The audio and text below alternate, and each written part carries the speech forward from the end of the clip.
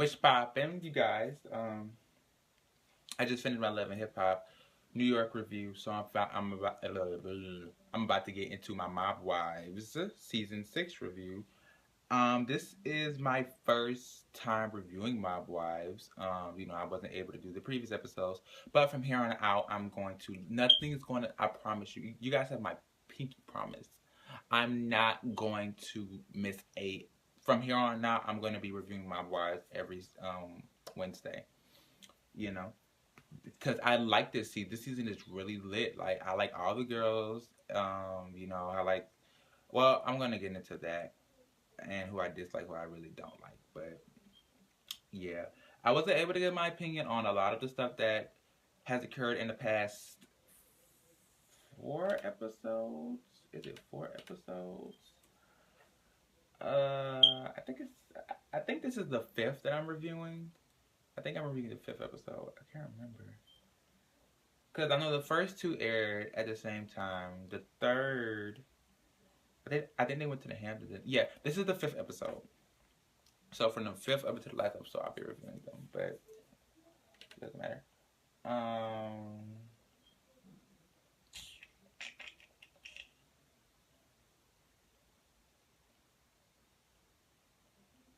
mm, okay, let's get into it. All right, so the episode starts off with the girls. Like the sit down. Big Ange, she decided to hold a big sit down for everybody since there's been such hostility in the group among Drita and the other girls. She decided to hold a sit down in a warehouse, and like an abandoned warehouse.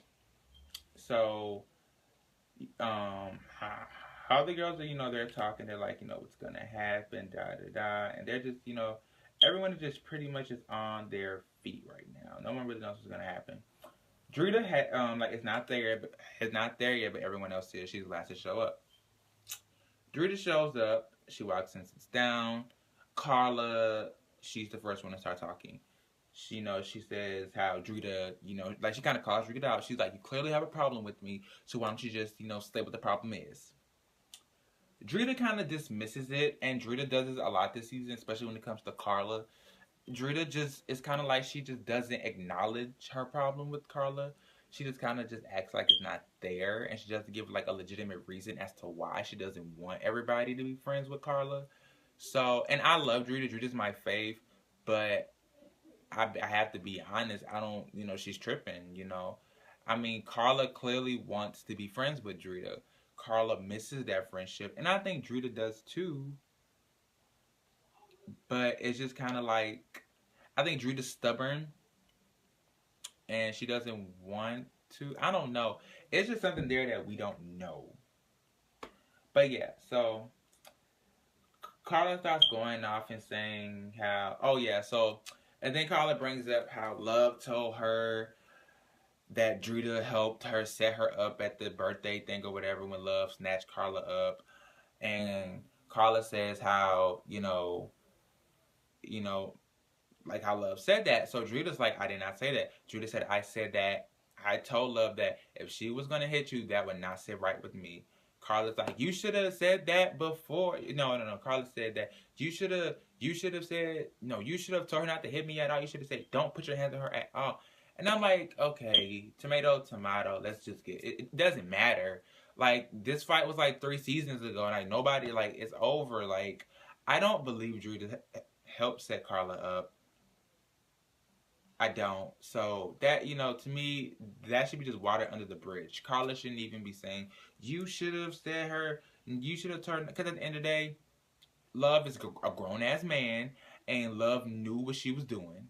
So Drita could have said, I'll kill you if you touch Carla. Love was still going to do it. So at the end of the day, it doesn't matter what Drita said or how she said it. The fact that she even said anything at all. Then Carla says how Drita went around telling her business to everybody. She says how Drita told Big Ange about how her boyfriend hit her. And I'm like, okay, I understand that Drita shouldn't have said that. Like, she shouldn't have repeated something Carla told her in confidence. But at the end of the day, we all know, we all have a friend. How can I put it? Okay. You have a friend that tells you something in confidence. You're not gonna go tell anybody else except your other good friend, and you're gonna swear to them not to say anything.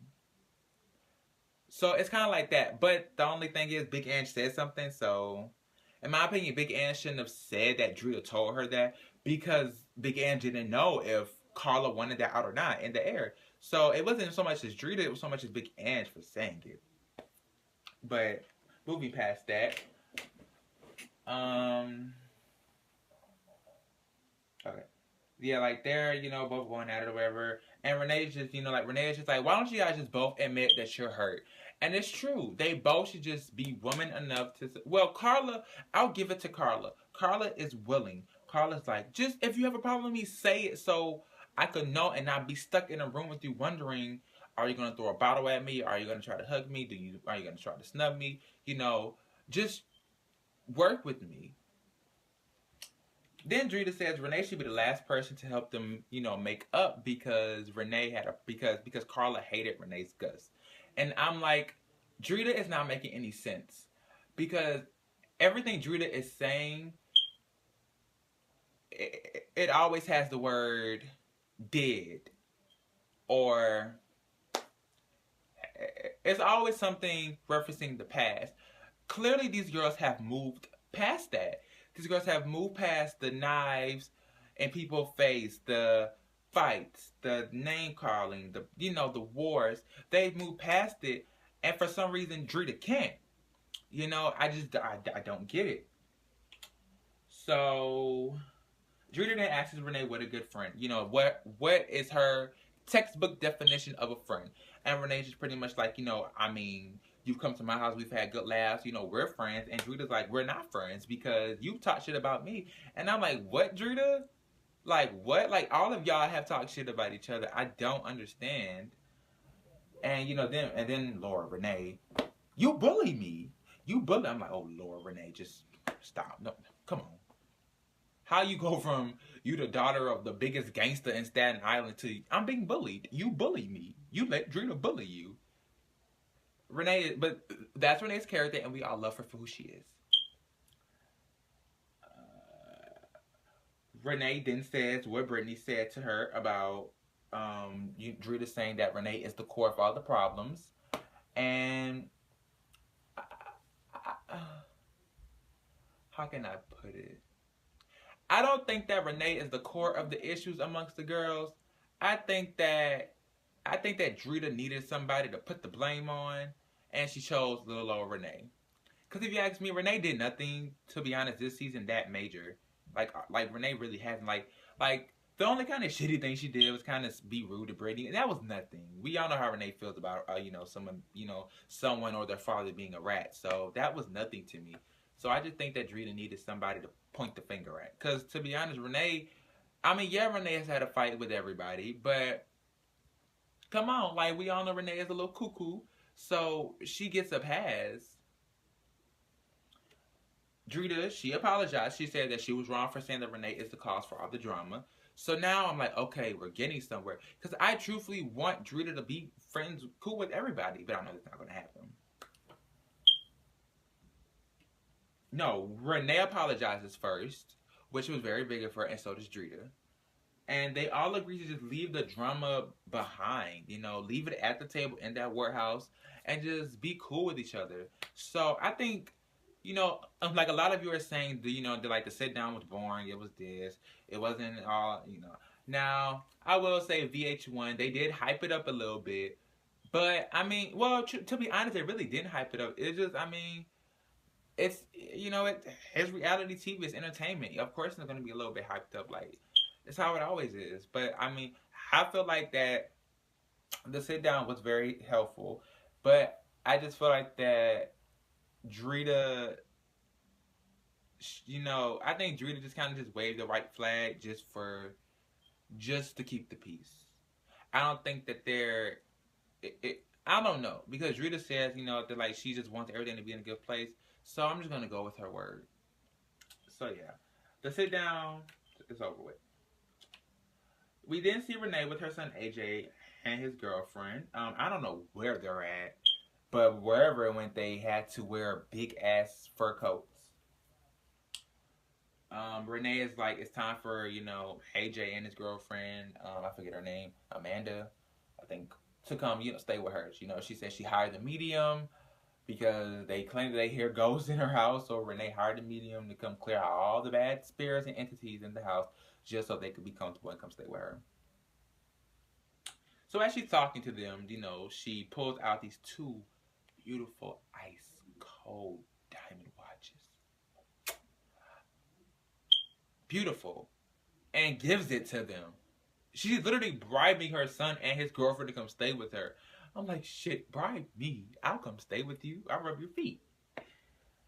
But yeah, they took it, and I think, they agreed to it. So, and I kind of, every mother wants their child back home eventually at one point or another. So it's normal for Renee to want AJ to come stay with her again.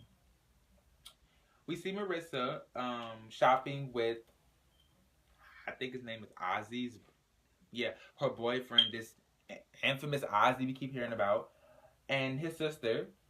She's shopping with his sister for his birthday. They're like jean shopping or whatever. Marissa, she says how her and Drita have made up since Angie's party, and she then says how her only really issue is with Brittany. Her situation with Brittany is just kind of in the air, so she doesn't really know. But yeah, we see the girls at lunch. It's Karen, it's Big Ange, it's Carla, it's Karen. Wait, it's Renee, Big Ange, Carla, and Karen. They're all talking, and then Brittany shows up. Brittany did not even get a chance to have her right ass cheek in the chair, let alone both of her right and left ass cheeks, before Ange said, "Yeah, Brittany called you a flip-flopper." I was like, come on, Big Ange. Come on, Ange. Like, it's like this season, everybody is just telling everybody what everybody said. It's like, it's crazy. Everybody's doing it. It's insane. So, yeah. And it's like, Brittany called you a Marissa called you a flip-flopper, Brittany. I'm like, damn, can she at least sit down? So, of course, but, Brittany, her guard is up. She's like, well, so Carla tries to break it down to her. Carla's like, you were at my, like when we were in the Hamptons and I was describing my situation with Drita, you had a lot to say. But at Big Angie's party, you were all up Drita's ass. Now, my opinion on that situation is they all forget that Brittany was drunk. Brittany had been drinking in the Hamptons a lot. That's how her and Marissa got into it, over the drinking and the lush comment. So she was technically under the influence. Therefore, she could have said, Drita ate my ass, and you couldn't have took it serious. So that's why I'm like, no, just no. Because Brittany had been drinking, and, she was just butting into their conversation because she was drunk. She was a little tipsy or whatever. So she didn't really mean what she was saying, let alone did she have any harmful intent behind her words. But I get what the girls are saying, I guess. So, yeah. And then Renee puts the icing on the cake and calls her a cheerleader for Drita. I'm like, Renee, shut up. Just shut up. Be quiet. So now it's kind of like Karen is stuck in the middle because she kind of has loyalty to Brit. No, she has, what's the word? She has loyalty to to Marissa through I want to say through Ozzy. She has respect and some other type of adjectives for for Brittany because because her because Karen's father and Brittany's father were in jail together and they were very tight. So yeah, so not Carla. So Karen's kind of put in the middle. Brittany says that she's just ready for war with Marissa. She's tired of hearing her say little things about her from other people, and she just wants to just pretty much confront her about it. Next we see Carla. She's at her house packing up the move. I'm gonna skip that. So yeah, we see Marissa. She's out with Carla and Karen, and I think they were at like a hookah lounge. And Carla's like how she decided to invite Drita out with them since they've all made up. So I'm like, okay, that's improvement. That's improvement. Drita shows up, and like they all start talking, and the word lush it just comes up, and Marissa and Brittany's little beef is brought up, and Drita's like she's not understanding what their problem is with each other. Marissa explains her problem with Brittany. She's like, when we were in the Hamptons, Brittany said X, Y, and Z in reference to you, Drita, and then she was all up your ass at the thing. And then here we go once again. Somebody spilling the beans about what somebody else said. Somebody going back and repeating what somebody said. Drita's like, well, Marissa, from what from what Brittany made it seem like you pussied out Marissa when she, went up to you. I'm like, oh my God, this is just ridiculous. So now both of these girls have heard stuff from both sides of the spectrum about what each other has said about one another, and I'm just like, this is just not gonna be pretty. It's not. We see Big Ange at Renee's house. Renee is she's decorating AJ's room since him and his girlfriend are moving in, and the room is cute, but come on, Renee had pictures of her and AJ up on the wall. I'm like, now when he's having sex with his girlfriend, I don't think he wants to look up and go, oh wow, I love that portrait of me and my mom. Oh yeah, I don't. Oh, come on. And then Renee said she had just smoked a blunt right before she started decorating the room. I was like, oh my God, Renee is crazy, crazy, crazy, crazy. So Big Ange agreed to help do the room. So I was like, thank the Lord.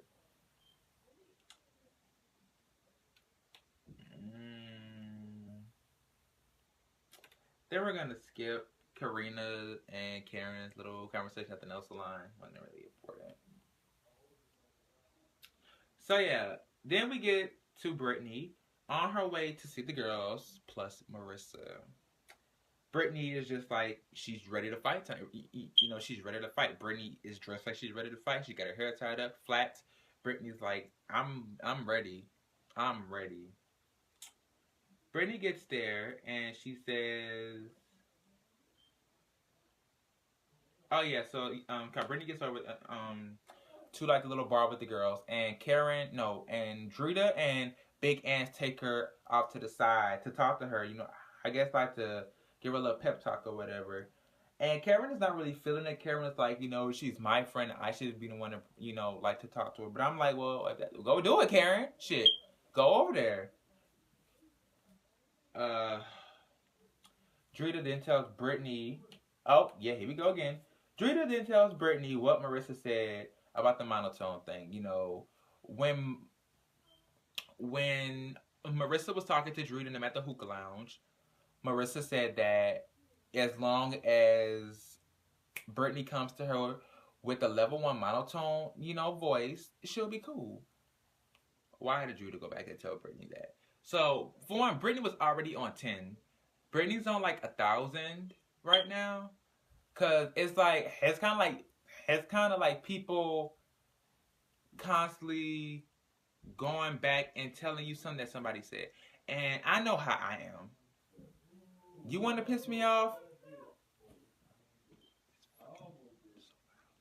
You want to piss me off? Come back and tell me something that somebody else said about Terrence. You want to make me mad to the point where I'm ready to beat your ass?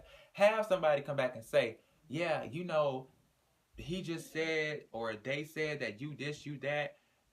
You gonna get your ass whooped. Because now at that point, it's no more talking. At that point, you disrespected me by talking behind my back and not being, bold enough to say it to my face. So now we through the talking stage. Now it's just, I'm finna beat my, put my hands on you and whip your ass. And that's where Brittany's at right now.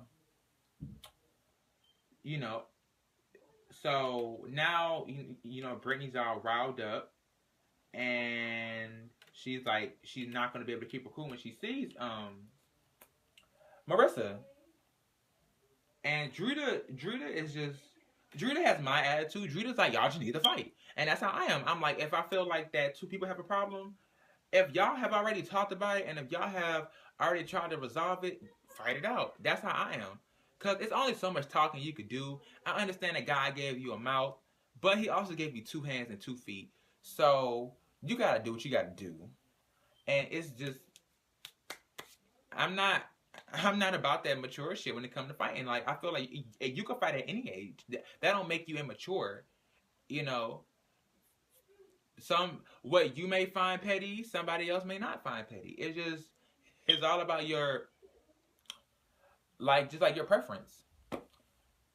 So yeah.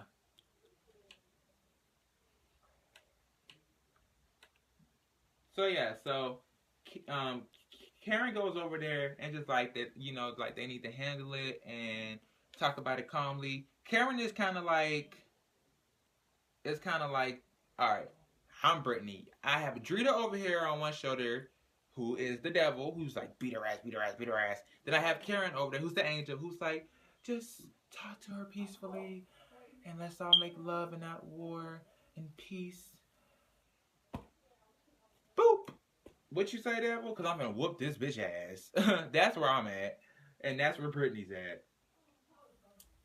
Yeah, so Karen's just like, you guys need to talk it out, and Brittany's just like, Karen, you're not gonna control me, you're not gonna tell me what I can and cannot do, and I'm like, damn, like, you don't gotta turn up on Karen like that. I mean, Karen was just giving her opinion, so I mean, shit, she was just trying to help you out.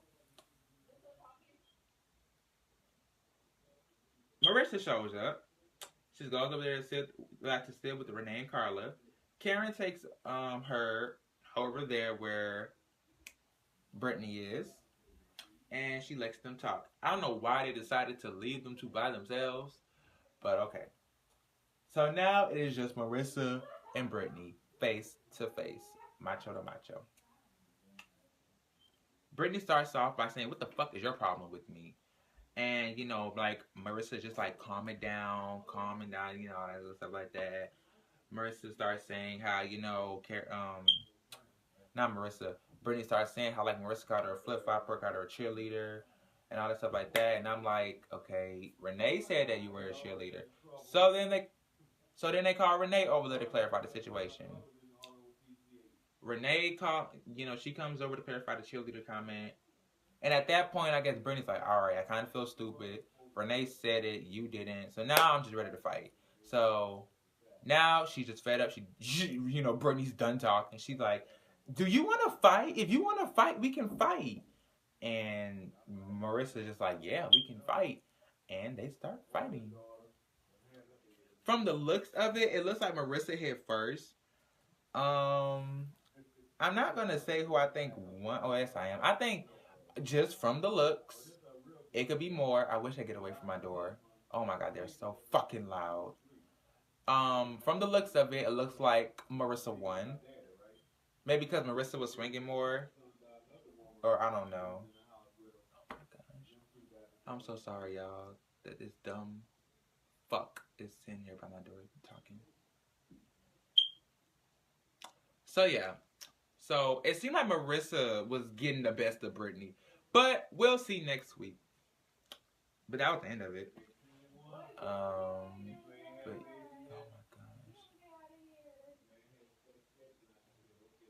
But thank you guys for watching. I was going to get into more of how I feel, but I'm not. Thank you guys for watching this, and I'll be back with more reviews.